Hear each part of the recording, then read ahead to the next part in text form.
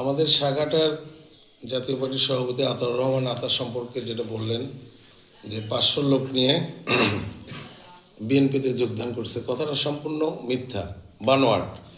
কারণ আমি একটা উদাহরণ দিয়ে বুঝিয়ে দিতে পারি যে আতার যে নিজের ইউনিয়ন, ঘুরিদহ ইউনিয়ন, সেই ইউনিয়নের প্রেসিডেন্ট সেক্রেটারিকে সে নিয়ে যেতে পারেনি। তার সাথে তার কিছু আত্মীয় স্বজন, যারা কিছু অঙ্গ সংগঠনের 2-1 নেতা, যেরকম যুব সংগতির উপজেলা সভাপতি সহ 50 জন লোকও যোগদান করেনি।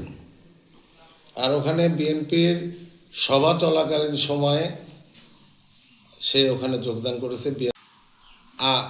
আতাউর রহমান আতার সাথে যে লোকগুলা গিয়েছে, মিডিয়াতে যে 500 জনের নাম প্রচার করা হচ্ছে, আমার ধারণা সর্বোচ্চ 10 থেকে 15 জন তার নিজস্ব, যারা জাতীয় পার্টির রাজনীতির চাইতে আতা কেন্দ্রিক রাজনীতি করে, তারাই গিয়েছে।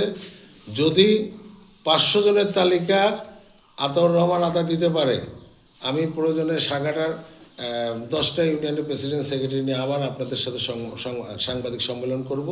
আমার ধারণা 15 থেকে 20টা গেছে, যেটা আমাদের নির্বাচনে কোনো প্রভাবই ফেলবে না, বরঞ্চ আমাদের নির্বাচনের জন্যে আরও সহায়ক হবে।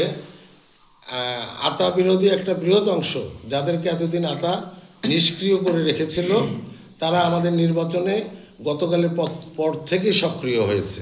আমরা মনে করি স্বতঃস্ফূর্তভাবে তারা এগিয়ে আসছে। আতা বিরোধী লোকরা আমাদের জন্য আরো ভালো হয়েছে।